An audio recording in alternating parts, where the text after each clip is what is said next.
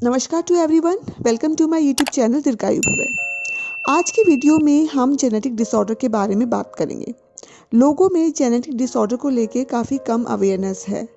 कौन कौन से ऐसे टेस्ट होने चाहिए ड्यूरिंग प्रेगनेंसी, बिफोर प्रेगनेंसी और मे बी बिफोर मैरिज, जिससे हम ये फाइंड आउट कर सके कि कौन से जेनेटिक डिसऑर्डर होने के चांसेस हैं। सो वीडियो को एंड तक ज़रूर देखें।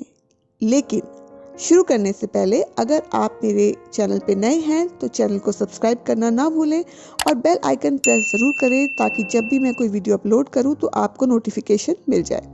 तो शुरू करते हैं। सबसे पहला सवाल कि जेनेटिक डिसऑर्डर होता क्या है या ये कैसे होता है। ह्यूमन बॉडी बहुत सारी सेल से मिलकर बनी होती है। इन सेल के अंदर न्यूक्लियस प्रेजेंट होता है और उस न्यूक्लियस के अंदर क्रोमोसोम्स, जीन्स, डीएनए प्रेजेंट होते हैं जिनमें जेनेटिक इंफॉर्मेशन होती है पर्टिकुलर बॉडी की। अगर क्रोमोसोम्स, जीन्स और डीएनए में कोई भी एबनॉर्मलिटीज होती है तो ये आगे जाके जेनेटिक डिसऑर्डर कॉज करते हैं। नॉर्मली ह्यूमन बॉडी में 23 पेयर क्रोमोसोम्स होते हैं, यानी कि 46। अगर क्रोमोसोम्स कम हो गए 45, ज़्यादा हो गए 47, तो ये जेनेटिक डिसऑर्डर कॉज करेंगे। अगर जीन में कोई म्यूटेशन हो गया, म्यूटेशन मतलब कोई भी बदलाव, गलत बदलाव, तो वो जेनेटिक डिसऑर्डर कॉज करेंगे। और अगर डीएनए टूट के गलत जुड़ जाता है तो भी जेनेटिक डिसऑर्डर कॉज करेंगे। जेनेटिक डिसऑर्डर किसी को भी हो सकता है और वो उनके पेरेंट्स से आने वाली जनरेशन में शिफ्ट हो सकता है। कुछ कॉमन जेनेटिक डिसऑर्डर हैं जैसे कि Down syndrome, cystic fibrosis, thalassaemia, sickle cell anaemia या फिर मस्कुलर डिस्ट्रॉफी और भी बहुत सारे। आज के टाइम में लोग चाहते हैं कि उनकी आने वाली जनरेशन हेल्दी रहे, उसमें कोई जेनेटिक डिसऑर्डर ना हो। इसके लिए सबसे पहले आपको पता करना होगा क्या दोनों साइड यानी मदर साइड और फादर साइड कोई फैमिली हिस्ट्री पॉजिटिव तो नहीं है रिगार्डिंग जेनेटिक डिसऑर्डर।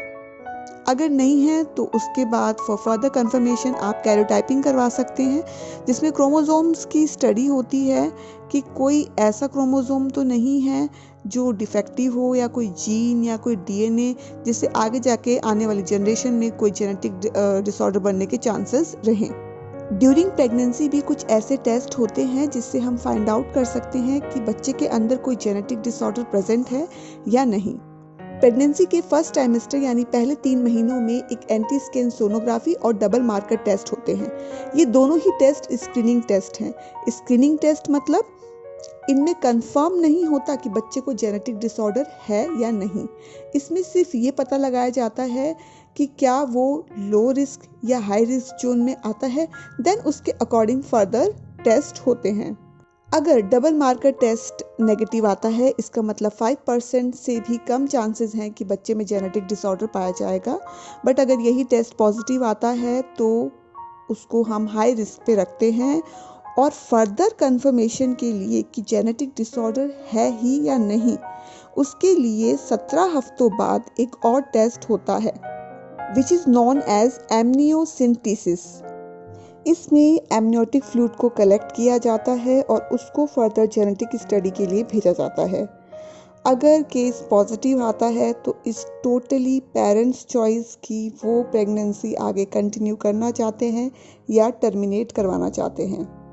इसके अलावा एक और डायग्नोस्टिक टेस्ट होता है जिसको हम CVS के नाम से जानते हैं, कोरियानिक विलस सैम्पलिंग।